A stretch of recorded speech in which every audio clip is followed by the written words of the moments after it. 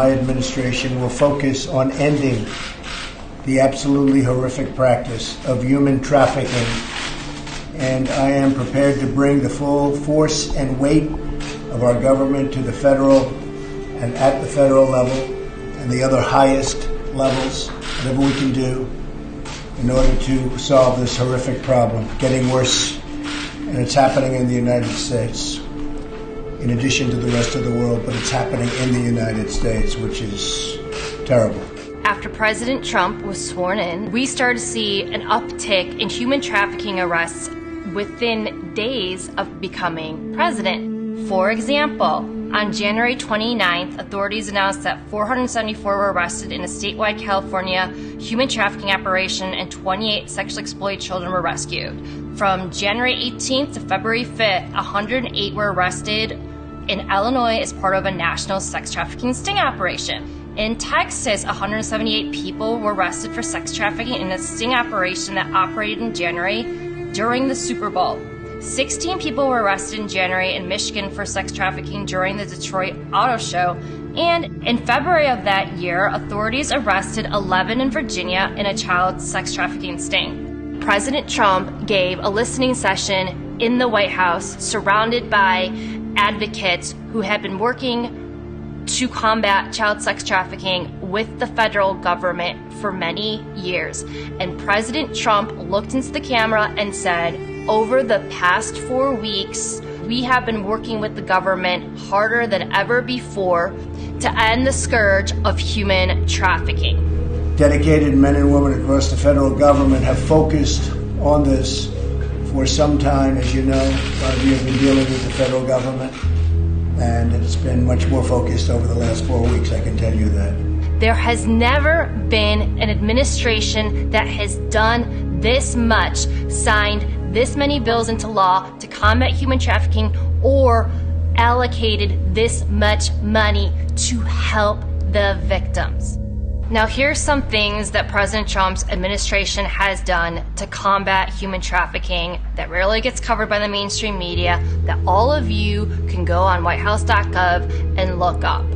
President Trump has signed 9 bills into law addressing human trafficking. President Trump has awarded over $35 million in grants that goes to victims of human trafficking. Now, President Trump issued an executive order in 2017 that seized the assets of people involved in human rights abuses, and has also passed executive orders that would seize money from abusers and allocate that money to the victims.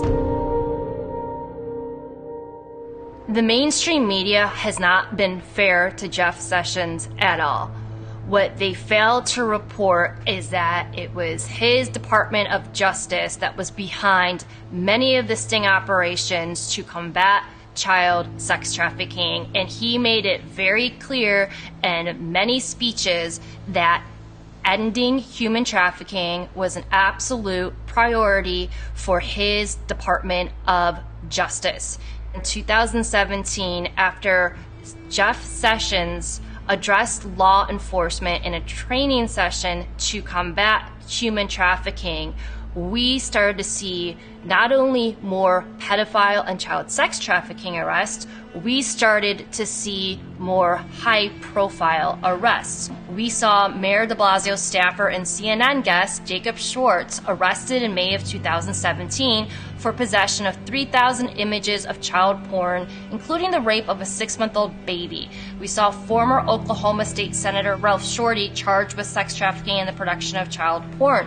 Unfortunately, we also saw many people arrested for pedophilia, child porn, and/or child sex trafficking that were involved in law enforcement. For example, former Los Angeles County Sheriff's Department psychologist Michael Dane Ward, Palm Beach County Sheriff's Deputy Adam W. Godby facing child pornography charges after more than 30 images and videos were found on his cell phone and laptop at his home.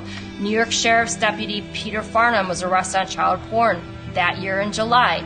A former Secret Service agent, Lee Robert Moore, was sentenced to 20 years in prison in 2017 for sending sexually explicit messages to minors while on duty at the White House. Authorities charged California's former Deputy Attorney General Raymond Joseph Liddy with possession of child porn in July of that year. In 2018, what we started to see is we saw more high-profile arrests of sexual predators, pedophiles, and child sex traffickers. We saw the arrest of Harvey Weinstein. We saw Kevin Spacey.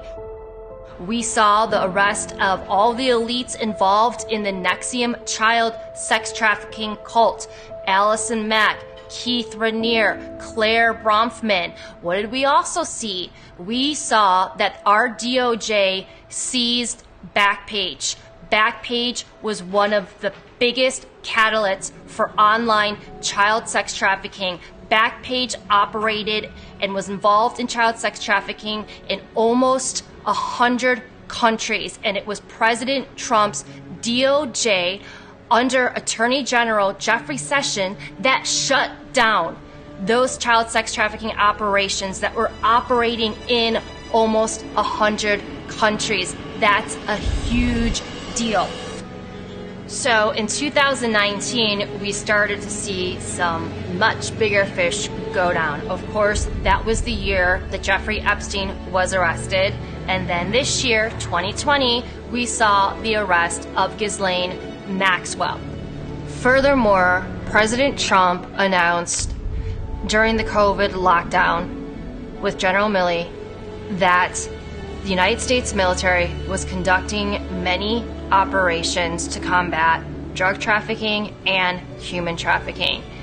President Trump specifically talked about a secret military operation commanded by General Milley, who is the highest ranking U.S. military official, that led to the rescue of a girl who dealt with the most horrific abuse that anyone could deal with, next to death, according to President Trump. There are the activities of human trafficking, and especially with respect to women, and as you know, proportionally, it's mostly women. And it's a horrible thing. It's a horrible thing, and there's never been a time like it. And it's because of the internet, and this is all over the world. But for the most part, they're coming through, in this country, they're coming through the southern border, but we're hitting them very hard. They have tremendous illegal trafficking in women and children also, but mostly in women. And it's illegal, and it's horrible, and it's disgraceful, and I've seen things that are an absolute disgrace. And we're trying to knock them out, and we're knocking them hard. President Trump has been working behind the scenes with other foreign leaders globally to shut down human trafficking forever. Our U.S. government worked with the government in Romania to extradite a child porn kingpin back to the United States so he could face justice. These kinds of stories are happening all the time. They're happening regularly, but you never hear about it in the mainstream media. A lot of these military operations are covert and they're not reported on, but that doesn't mean that they're not happening. What else happened this year?